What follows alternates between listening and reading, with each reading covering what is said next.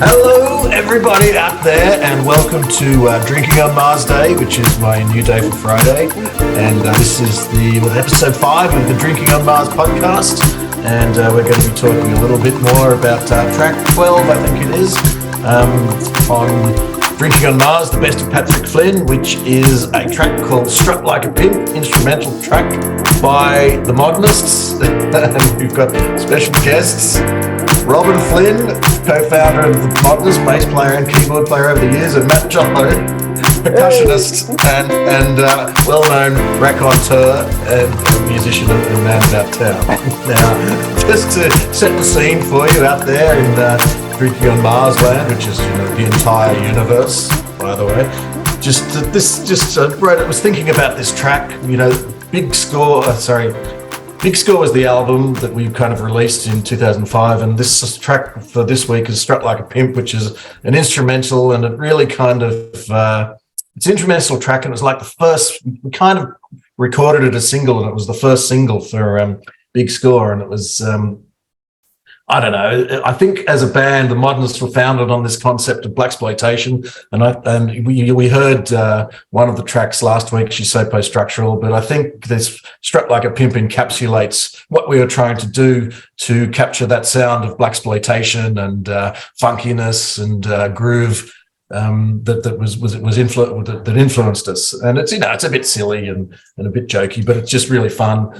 People used to love it live, and as the band kind of matured, one of the things that matured and grew, one of the key components that we needed to be like, Curtis Mayfield, who was, one of my huge influences, and I think, we started sounding a little bit more like that, and also night clubbing was a big influence then, but we really needed percussion, and that's where Matt, you came into the scene, and that's how we met you when you came down to Sound Level, where we were all in the big studio and we were auditioning for a percussionist, and you came down and set up your gear. Do you remember anything about that night?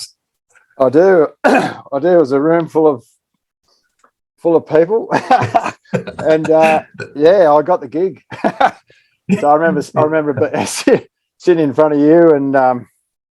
It was quite exciting, actually. And you were playing with a few other bands.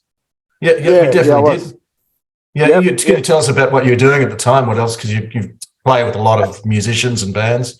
Yeah, I was sort of playing with a few jazz and funk cover bands and whatnot. Just sort of throwing my paws into doing a lot of DJ live stuff, and I was sort of just going with the flow, but gigging heaps, and it was good to. It was sort of just a bit of luck, sort of picking up the On the Street and seeing that ad, and then ringing up, because I never used to look at the ads, and it was just sort of all took off from there. Yeah, and of course we've not only played music for many years, but we've remained friends for those 21 years. I do remember you commenting at one stage that you looked at the ads and you thought, there's an ad for a percussionist, and you never see ads for percussionists. No, that's right. That's right. In the music press. Yeah. It was good, and I think there was a few drummers getting auditioned that night. Is that right? That is exactly right, and because we were looking for a drummer at the same time, so a lot of turnover of musicians, and the guy we actually went with in the end was Gerahty, who was a fantastic drummer, and his drumming is the backbone of probably half those tracks or a third of those tracks on Big Score, and he went on to play drums with John Butler Trio for many years. Yeah, yep. Think he might still be with them. Not sure. Yep. No, he's not, but he's quite a well-known session drummer now. Yeah, he's a fantastic musician, so we were pretty lucky to get the two of you in one night. Robin, he was great. Yeah, he was. Robin, what are your thoughts, your memories from that Strut Like a Pimp era? Look, I'm just trying to remember, and I can't remember that time in the studio, Matt. I just can't remember. I mean, there were just so many times in the studio. But what I can remember is that we did run an ad for a percussionist, and you just mentioned On the Street. Now, if you ask me did we run the ad, I thought we'd run it in Drum Media, but again, I can't remember. Sorry, I think it was Drum Media, but yeah, which used to be on the street, yeah. And and I remember meeting you because at my place. Was it? Hang on, no, wasn't it at my place? Did you come and meet me when I was living in that apartment on Enmore Road in Enmore, above a shop? I did, but then I think you came to my place at Redfern, Little Leverley Street as well, yeah? You dropped something off. Yeah, probably before the rehearsal. It might have been the CD, actually. I think it was. And just to close the loop on the connections here, so we met you, and you joined the band and everything, and then we later found out that we then met your good friend Andrew Woods, who is the other half of Cheese and Crackers, which we'll hear about in future podcasts. But I had actually met Andrew at a Modernists gig before you joined the band. It was at the Rose of Australia Hotel. He was a fan. He was a fan, and he just introduced himself when we were in a break and said, "Yeah, love the music." And then after you joined, we later found out that you were good friends. Well, it wasn't actually long before that I actually connected with Woods, and it was at that. Yeah. It was just. Well, I think it was not long after getting into the band at that Little Leverley house. Yep. Yeah, he was always floating around, but we never sort of connected. Okay. All right. Yeah. So just a couple of points of order for our millennial viewers out there, of which there's tens of thousands, possibly millions. Dropping off CDs was an essential part of being in a band, because you used to have to burn CDs, and that's how you would share the music. Right. And the Drum Media and On the Street were actual free newspapers that you used to get for the gig guides and, music journalism. So I don't know if they still do that type of thing anymore. Anyway, that's just a little good old days. Just the good old days when we all used to, and my final thing is it wasn't all producing in front of a computer. You used to have to get together in rehearsal rooms and learn songs and play together and feel what it's like playing together. And that is actually how Strut Like a Pimp was written. I remember, Robin, it was just actually you, me, and former keyboardist Buzz J. Coleman in a rehearsal studio waiting for other people to turn up, that we were just all jamming on different instruments. I think I was playing bass or something, and you might have been on drums and Buzz was on guitar, or vice versa, something like that. So that's kind of how it I seem to remember part of its key genesis was you came up with that key offbeat part of the bass line. I think something like that. That's the bit I was thinking of. All right, okay. Well, it's all much of a muchness. Now, just in the, when we get to actually recording this, with all of these people from the room that you remembered, Jollow, of which there was a lot, we were kind of, working with that. We'd actually kind of formed an association with a kind of a manager guy who was, you'd kind of introduced us to, Jollow, Stuart Crane, from your work with Trapezoid. And he was kind of, helping us get gigs and introducing us to people, and selling lounges, getting us gigs at the base. And actually, that first version of Strut Like a Pimp, the original version, was put out on his record label. I remember, Just a Groove. Yeah, what was that? Intravenous. Just a Groove, I think, was the name of the record label. Intravenous was his management company. But one really good thing that he did do was he put us in touch with his mate Russ, also known as Hypnotech, who was a kind of a producer and engineer, and been around the music industry for years. And Russ ended up producing Strut Like a Pimp with us and Big Score. And just wondering, either of you, if you have any memories of doing the recording sessions with Russ at his studio over in Earlwood. At Earlwood, I remember going there and going up those skinny stairs and getting crowded into the room, and Yeah, what about when we? I think the first part of the track we sampled a gong and then we put it in reverse. Yep, that's exactly that's and the listeners will hear that as the first sound of Strut Like a Pimp when it comes on. Yeah, no. How about you, Robin? That was great. Look, Russ was a fantastic engineer and co-producer to work with on this track and others. And as Matt just said, his studio was a tiny room in his house at the top of some skinny stairs, and his house was a flat like above a shop in Earlwood. Yeah, and that's right. And he was so great to work with because he had such a passion for what he did, and he was a really creative producer as well, and engineer. And on that track, he there was a couple of great samples that he brought up front as well, and then the action scene up front where there's a couple of guys talking in heated language people might not know, but those two voices, I believe, are Matt Jollow and Nick Brown. So it's yours. It sounded totally like someone out of some 70s badass movie. But anyway, Russ, he was great. That was great. He brought a lot of passion to it, and I think his engineering is really felt in that track. There's a lot of things happening.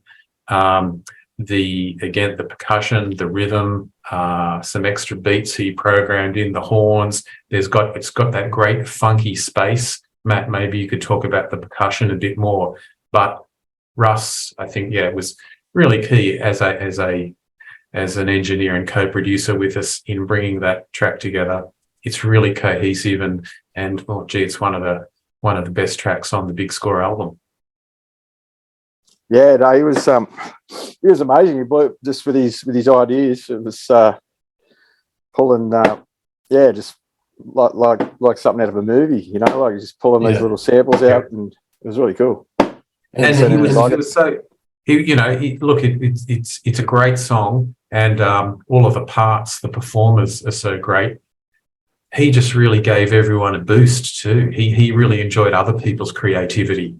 And again, he was that whole feeling really comes out in that track, I think. I do have to give a little. I agree with everything that you're saying. I mean, just another thing about Russ is that he was extremely hardworking, because we'd only come in and do our parts and whatever, but he would be working all night sometimes, just doing the details, doing the grunt work, just doing the EQing and stuff, and just mucking around with stuff to get those ideas. But what I was going to say, I do have to give a rap to Stuart Crane, I think, because he was executive producer for that track. And I really think his position and his view of music and the music industry and what he was doing, because he will work for a record company and stuff, gives it that it really elevates it and gives that sense of urgency and the vibe to it. I think that his input there was quite absolutely crucial as well. Yeah. And him and Russ had a very long working relationship too. So it kind of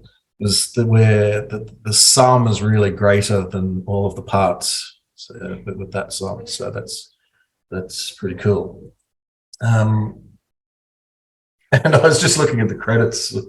The credits for it. Janthong. That was Stuart's producer name, which was an interesting one. But great horns in there. I mean, Nick did some great vocals, but there's Tim Pickering on keys, Joel, you're obviously on percussion, which is a feature of it. And then on tenor sax, we had Andy Kell. Yeah, Pieterse, trumpet, Paul Jensen, who I can't remember. The Brass Holes or something, is that those guys? The Brass Holes used to be Andy Kell and Jeff Crawley, and we worked with them heaps, and we used to play live with them heaps too. Yep. Ian Pieterse on the baritone sax, he's made of Nick Brown's, and I still see his name around there somewhere. And Paul Jensen, I can't remember who he was, but he might have been a mate of Andy's or something like that. Can I just note there is a credit missing? In fact, Ian Pieterse, an amazing baritone sax player, but on this track as well, he did bring along what I believe was an alto clarinet and halfway through the song, he knocks out this amazing solo. So for listeners to Strut Like a Pimp, listen out for the alto clarinet solo. It's got an amazing tone. It's not quite a soprano sax. It's not quite a a traditional clarinet. That's But a very the good credit point, is Robin. missing from the CD sleeve. Yeah, no, you're quite right there. I'm looking at it right now Pieterse. on my phone. Yeah, so he's on there for the baritone sax. Yeah, but not for the what was it? Alto clarinet. Alto clarinet. It was long and straight and black. So yeah, it's very impressive looking. yeah, very cool. So just maybe to finish off here, because I think that all we can say is go and listen to the track. All you drinking on Mars people out there drinking on Mars or wherever you are in the universe.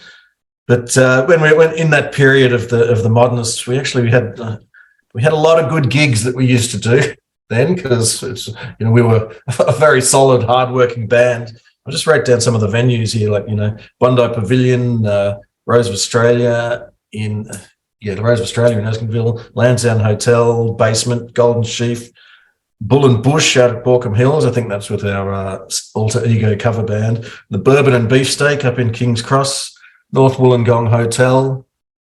Civic. Any other? Civic Hotel, yeah, that's right. Yeah, we played a lot there. Downstairs, which is great venue. The basement. The Basement, yep, got that. Oh, the Vanguard in Right. Newtown. What was the place in Cronulla? Brass Monkey, Brass yep. Monkey, Brass that's right. Monkey, right? Did a few Yeah, there. that's a great venue. Yeah, I think that's still going actually. It is, yeah. Brass Monkey. So some of them still are. It's not so many as there used to be. Joel used to play heaps with some of your other bands, mate. In Cedric's and Macquarie Hotel, Badusi. Macquarie Hotel, yeah, that was a great venue for kind of funk and soul. And I think we played at the Funk and Soul Fest at that was Sydney Brisbane. Sound Funk and Soul Fest. No, at the Metro Theatre. I think just kind of rounding out about all of those. Think back about those times. That there was a good little funk, a nice small funk scene around Sydney around Newtown about that RSL. time. Newtown RSL, yep, that was very That was good. a cracker. Kid Confucius as well. That was awesome. Kid Confucius were one of the bands that were our contemporaries. They were kind of bit younger and a bigger following than us. Because we're you can see that we're all old fellas now. Blue Juice kind of came out of that era as well. Aphrodisiac, yeah, yep. A lot of kind of funky bands up in Byron and Queensland as well that are part of that. Another venue I think we played at least once was the Harborside Brasserie. Yeah, that was in the very early days, actually. I seem to remember. Was that sort of funk and soul scene in Sydney? There were some bands that used to play there and at the Basement as well, from the 90s as well, where that scene was sort of as well. Yeah, Progressive Groove and the Booty Fair, Dig, Swoop, they were, probably a bit earlier. They probably came a bit earlier in the 90s before we got going. So they kind of paved the way for us. Of course, and playing at the Rose of Australia back in those days was when Jackie Ozowski was the godfather of Australian funk, and we used to take rest in peace. But we used to like it when we'd be gigging there on a Tuesday or a Friday even or a Sunday night, and he'd be sitting up the end of the bar nodding away. So if you stayed there for your music, you'd feel pretty good. That's a vote of confidence. Well, we wouldn't play on a Tuesday. He was always playing on a Tuesday. Yeah, we'll do it on the Fridays. Yeah. Yep. And Fridays and Sunday residency, I believe. Yeah. That's right. Yep, that used to be a great gig. I used to love that one because it was free entry, so the punters, full punters, and it was a bar deal. So everybody wins. More people you get because you're getting a percentage of, and if they drink more, then you get more money for it, and everybody has a good time with a big crowd. So we covered that pretty well. Yeah. So the band used to drink about half the takings over the bar. That's right. We used to know how to have a good time with music, because that's what it's all about, as well as creating, the greatest possible album and recordings and tracks and striving for world domination that you could. It was still about just having a good time with your friends, whether in the band or in the audience or out afterwards. So thanks for that. Look, just to finish off, maybe Matt, I know you're still playing around. Maybe you can tell all of our millennial listeners out there what you're doing and who you're playing with musically. And any upcoming gigs? I just had one last Sunday down at play with a bunch of guys from down south. There's a few bands. We do folk fest and sort of West African fused, sort of Afro-Cuban freeform funk. Swamp and Beats and the Beatmeisters. That's the Beatmeisters. We sort of play quite regularly. We get down to the full moon every full moon down to North Wollongong Beach and drum out. With all the crew. That's been going on for about 20 years. So still actively in it. It's we'll put some links below down to them for the viewers who want to check it out. And Robin, I know you're probably not doing much at the moment musically, but I've got some bass lines for Cheese and Crackers that I think I need you to play. Plus, we've got about 5 or 6 reunion specials to do in the years coming. So, what do you reckon about the next Strut Like a Pimp or Modernists 25th anniversary? Well, look, you can see in the background the guitars are there, the piano's on my right here. They're all ready to be dusted off. Yep. The rider at your foot. The rider, yes. At your foot, Melbourne bit up. These days, down now that we're all old and healthy and sensible, it'll be like a bowl of fruit and some mineral water. Some nuts. So on that note, Robin Flynn, Matt Jollow, postmodernists and current modernists, because the modernists, still going. Thank you for your time. Thank you for Drinking on Mars, and to all of you out there in Drinking on Mars land, have a listen to Strut Like a Pimp, and get ready for next week's episode, which will be the title track to the album Big Score and the signature track. And next week's podcast, see you there. All right. Thanks very much. Ciao.